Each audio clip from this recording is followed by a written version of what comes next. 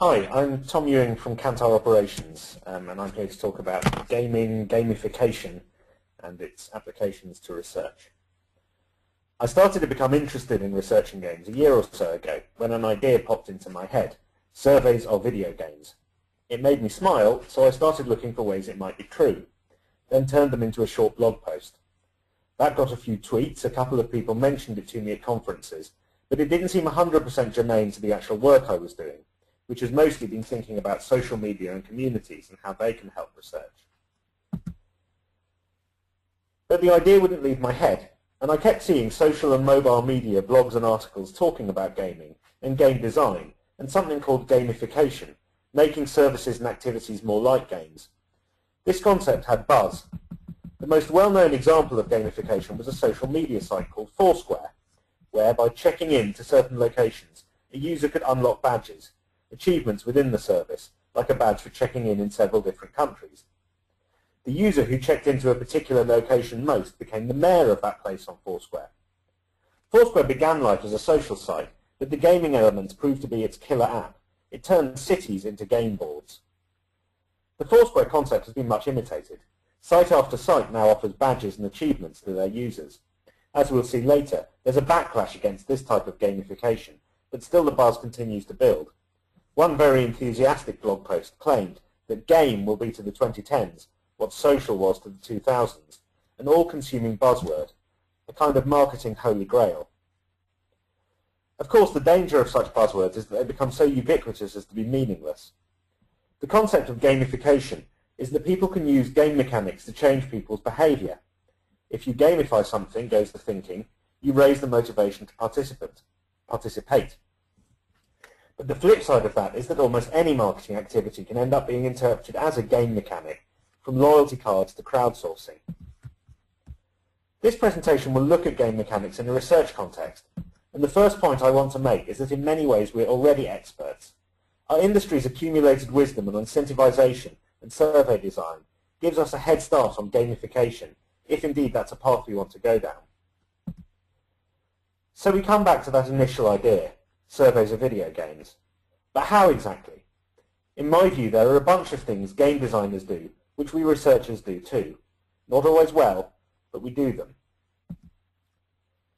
The basis of game design is building artificial environments for participants to play in, from the 8x8 game board of chess to the complex virtual worlds of multiplayer online games. And this is also one way of thinking of a survey or community, an artificial environment you need your participants to progress through. To do this successfully, we need our players not to get bored, frustrated, or drop out. We have to sustain their interest, as much as the topic allows at least. Beyond any rewards or achievements, a successful game or research project has to stimulate curiosity. What will happen if I get to the next level? Which question will I be asked next? In qualitative research, and increasingly in online methods, we do this partly by encouraging interaction between our participants or players, setting up multi-participant environments like groups or communities. This creates its own emergent mechanics and behaviours. Those operating in qual groups are well known, and the varieties of behaviour in online communities are becoming much better known to researchers. Games further motivate their players by establishing goals which create the intrinsic motivation to succeed. Research projects also have goals, task and survey completion, and associated rewards, even if they're not always intrinsic ones. But simple in-game achievements aren't always enough. The best games are designed to reward imagination and creativity in players, and we're seeing new MR methods emerge, like crowdsourcing and similar social idea generation techniques, which aspire to doing the same. And finally, we share with games a relationship to storytelling. Games don't always tell stories. Instead, they're what designer Tom Armitage calls narrative exoskeletons, vehicles which empower players to create and live their own stories. I think research projects do something similar. We create structures from which stories emerge in collaboration with our clients and participants. Of course, in some ways, we want research projects to be less like games. Competition between participants can be healthy and motivating, but can also distort research's primary role as a data collection tool. More serious is cheating. In research terms, there are some activities which blatantly fall outside the core rules we establish, faking identities, for example. But every set of rules also includes grey areas between obedience and cheating, activities which the rule set allows, but which perhaps go against the spirit of the game. In surveys, an obvious example would be straightlining, moving rapidly through a survey in order to complete it more quickly. And here we run into the key difference between surveys and games. What every game has in common is strategy. Games build worlds and encourage the player to develop a strategy for dealing with those worlds effectively. Research projects build worlds but actively discourage strategy. Should this always be the case? After all, the feeling of mastering the environment is one of the most engaging and motivating in games. This tension between what the designer intends people to do and what they can do is one of the ideas which comes into sharper relief when we start thinking about research projects as games. Once you make this comparison, once you start seeing research projects as environments for people to engage with, a whole vocabulary and set of concepts opens up. So this next section is about the inspiration we might draw from games as we explore them more. For instance, one of the basic dynamics in games is between linear games, where the designer gives players specific paths to follow through a game, and the idea of the sandbox, an environment where players have more leeway to explore, play freely, and carve out their own path. Platform games like Sonic the Hedgehog are linear, while multiplayer online games and games like the Grand Theft Auto franchise are more like sandboxes. Research has generally been a linear activity, but with the advent of longer-term research communities, we're seeing sandbox projects become a reality. But we can still learn a lot from their balance of compulsory and optional tasks. Most sandbox games give players the opportunity to explore within a loose structure of missions. Completing these missions is not the same as completing the world. Is this a model we can imagine working in a research community, as opposed to the more rigid task-based model we often see used now? Games can also teach us about the mechanics of intrinsic rewards, something we often take for granted, taking an if we build it, they will come approach, which can be fatal for research communities. Behind apparently obvious reward mechanisms are complex processes which take into account different playing styles and different degrees of engagement. Take, for instance, the multiple meanings of the idea of levels in games. The word can mean levels of hierarchy and skill, levels of difficulty, or areas within games which a committed player can unlock. This isn't just a semantic confusion. These represent three very different ideas of progress, one likely to appeal to different participants. Similarly, most games allow for different levels of completion, finishing the core game, but then also completing side activities, or achieving a certain degree of skill. This flexibility means they appeal to different levels of engagement. In current mobile gaming hit Cut the Rope, for instance, my 4-year-old son is motivated simply by winning each level, feeding a piece of candy to a hungry monster. I find myself wanting to find a solution that also lets me collect the maximum 3 gold stars, a very different challenge. This is something community designers can certainly learn from, creating tasks with different definitions of completion built in, for instance. But the most important lesson we can learn from game design is this: game mechanics aren't in themselves interesting. What's interesting instead is gameplay, what people do in the environment you've set up. The mechanics shape the play, but they don't always predict it. Chess, for instance, has relatively simple mechanics, but a vast library of playing styles and tactics. And here's the problem for world builders like us. We don't control the gameplay, we only control the mechanics, which means that the mechanics we introduce can have unintended consequences.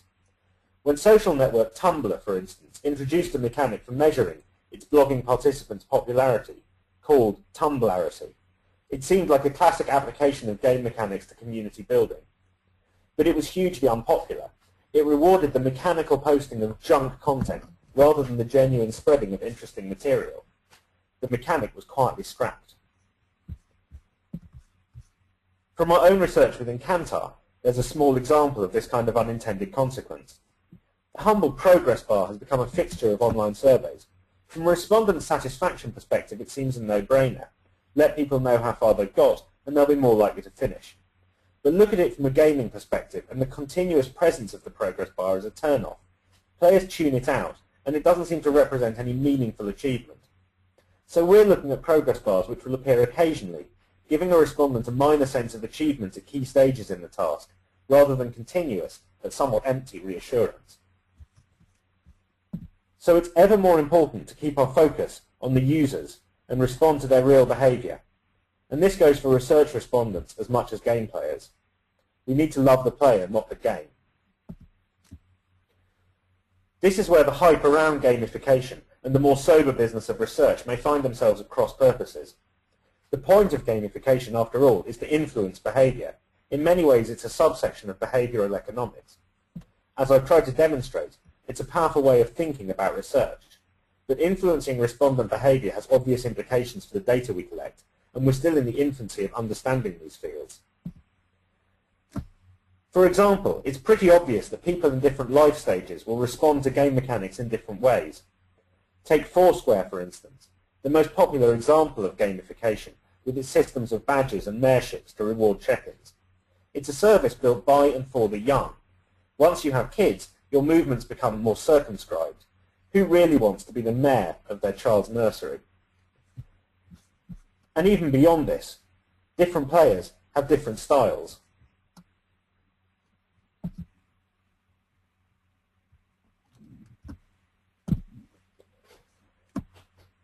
Some people are individualists, others prefer cooperative play. Some want to finish the game, others want to push against the rules. My wife loves a game called Zoo Tycoon, where you build a virtual zoo and populate it with animals. But when my brother played it, the first thing he did was to weaken the fences around the lion and polar bear cages, so as to cause the animals to escape and devour visitors. Different players will also have very different attitudes to risk. We see this in something as relatively simple as Monopoly, let alone the far more complex interactive environments we build as online communities, where the risks might involve exposing oneself or one's opinions in uncomfortable ways. And here's another tension. In the worlds we build, we're trying to encourage people to express their authentic selves. But in a game environment, designers are encouraging expression by means of an avatar, a virtual self. Resolving the tension between these will be a key challenge for researchers looking to use game mechanics in their work. So taking an if we game it, they will play attitude, whether as marketer or researcher, is very risky. You'll be rewarding some people and styles of play more than others if you simply slap game mechanics onto existing communities and surveys, or panels, which means you'll be rewarding certain types of people more than others. In a community, the more articulate and committed individuals rise to the top of the internal hierarchy. But are these hardcore players of the community game representative? And this is all happening at a time when ideas of games and their place in our lives are changing rapidly. I've talked about game mechanics and research in terms of building worlds, but it's not just about that. For one thing, the worlds we do build are becoming sophisticated sources of data in their own right. Kantar company Red Dot Square was founded by game designers. They made the golf-type games you find in pubs and airports like Golden Tee. They saw the opportunity for creating virtual shopping environments, which participants could explore like actual stores. Most of the analytical richness the company provides comes from passively generated paradata, research for analysis of behavior within an environment, rather than direct interaction with a respondent.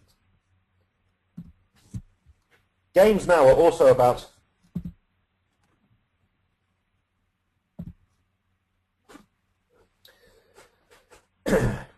Games now are also about transforming and interrupting the worlds. In fact, this is at the heart of gamification. The idea is that a game layer can sit on top of the real world, transforming everyday activities into games. At the moment, the mechanics for doing this are fairly crude, simple systems of action and reward. But augmented reality promises more sophisticated game-like interactions with real life. This game layer is made possible by the spread of mobile devices, which also allow games to interrupt the real world. People no longer have to set aside time for gaming, and so the game experience can become more casual and shorter. This leaves gamification at something of a crossroads. Many people hate the word.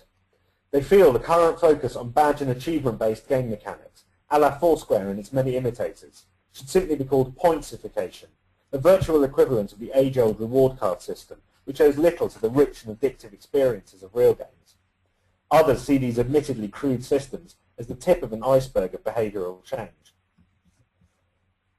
So to close, some advice for researchers thinking of incorporating game mechanics into their work. First, mind the expectation gap. Once you start calling things games, or using game-like language such as play or fun to describe research tasks, you inevitably raise expectations. Second, don't simply equate gamification with simple stimulus-response mechanics. Pushing buttons to gain predictable rewards, as in the famous Skinner box mechanism researchers use in animal behavior experiments, does seem to work as a short-term lever of human activity. Just ask the millions who found themselves hooked on Farmville. But ultimately it's rewarding exactly the kind of routinized behavior we've tried to eradicate from our panels. Third, the area where the biggest advances in relating game mechanics to the real world are likely to be made, and where the most interesting approaches might be tried, is mobile.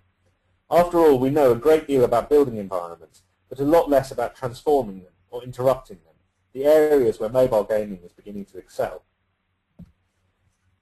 Similarly, we should learn from the games which have already been successful on mobile, simple modular activities which can be completed quickly, very different to the typical survey or community task. And even if research doesn't adopt game mechanics wholesale, there are opportunities for it to work in partnership with games. Peanut Labs, for instance, offers players of Zynga's immensely popular Facebook games the opportunity to win in-game currency and rewards in return for completing surveys. And there will be opportunities too for researchers to contribute to assessing the effectiveness of game mechanics and gamification as a marketing tool, especially given, as I've said, the wealth of knowledge we already have in the industry around incentivization and engagement. I end with a quote from an essay about the culture of gaming by Lantz and Eric Zimmerman. The game designer becomes a model for the architect, educator, scientist, artist, scholar, and others who invent and investigate the world. As investigators of the consumer world, we should approach gaming with curiosity and excitement and caution. I hope this short introduction has inspired at least one of those emotions. And now, any questions?